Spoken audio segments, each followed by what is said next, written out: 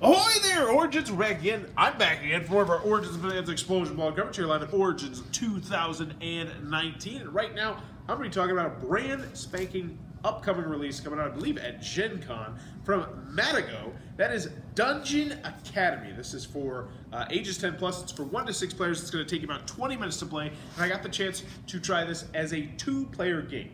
So this is a relatively simple roll and write game where you're going to be going into a dungeon, you're going to be collecting potions, you're going to be fighting monsters, you're going to be healing yourself, trying not to get knocked out and to bust.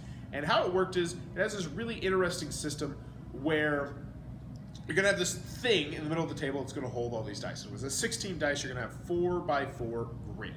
You're going to shake it up, and then you're going to see what the dungeon is. Then you're going to have either 30, 45, or 60 seconds to run through that dungeon. You're going to have your own little character card, which is going to have your health and it's going to have your mana. And if you ever get to below 0 on that, if you ever run out of that, you are going to get knocked out. You won't score any points for that round, but you will heal all the way back up. What you're going to be trying to do is go through there and beat either big blue guys up, big red guys up, little blue guys up, or little red guys up. And how it works is when you go through a spot with a little red guy, you lose 1 health. Pretty simple, and it's also worth a point. If you go through a little blue guy, you're going to lose 1 mana. If you go through a big blue guy, you guessed it, you're going to lose 2. And if you go through a big red guy, you're going to go 2. Also, everybody's character was a little bit different. Some people had more health, more mana. Some people, you all had your own different special abilities that would allow you to be, maybe better at this, at healing, or maybe better at, you could like jump over things or do a whole variety of different things. Also mixed in there was a speed aspect to the game, because if you were the first person that got out of the dungeon, you have to go into the dungeon in a certain spot and get out of the dungeon in a certain spot, you would then have the ability to draft one of the cards that would come out. So once you've done all the scoring and whatnot, there's these cards that are going to come out, and the first person to finish gets to pick from those cards, and those cards are going to give you special abilities. Like some of them you have to use in the round that you get it. Some will have like a lightning bolt. You can use it whatever you want. And there was a good variety of these cards. I really did enjoy those cards. What also made it interesting was that then you would go into the second round, and the third round, and the fourth round, but as you progress through the game, you're going to replace one of the beginning basic dies, and you're going to add a different die, and that one would have like certain hallway restrictions. It might have a spot that if you go to, you're going to lose a victory point or gain a victory point, or it might have like a locked door or some different stuff like that that would change things up from time to time, which I thought was really kind of cool. Also, there were some different ways you could score on the bottom of the game.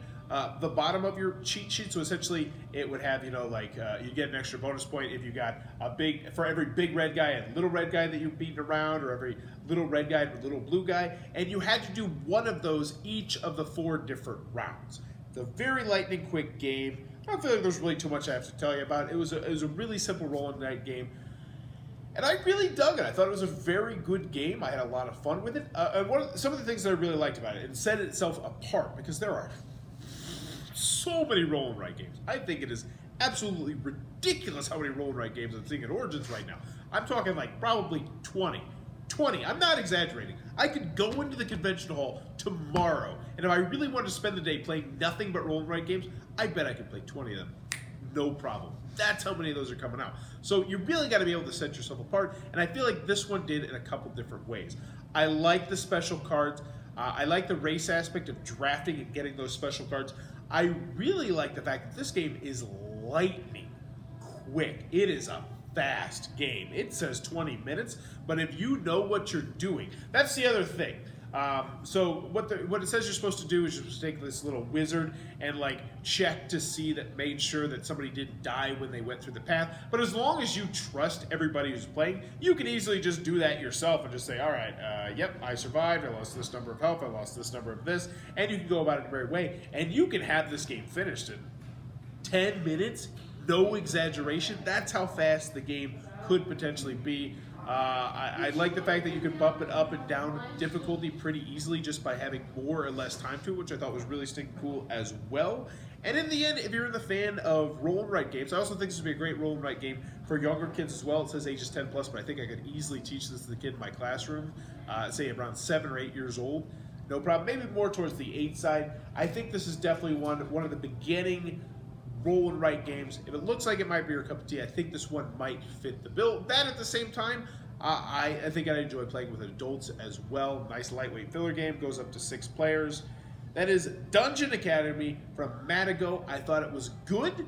I didn't think it was great, and I actually played other roll and write games that I like better. I played 2 that I've liked better than this, but still a very solid roll and write game, especially if you're looking at this potentially as a family game. I think you might have something that could be a hit on your hands with your family. If you're enjoying what I'm doing, be sure to click on that subscribe button down below. If you support the channel, click on that little Amazon Associates link down below. Throw a couple pennies my way. Really does help support the channel.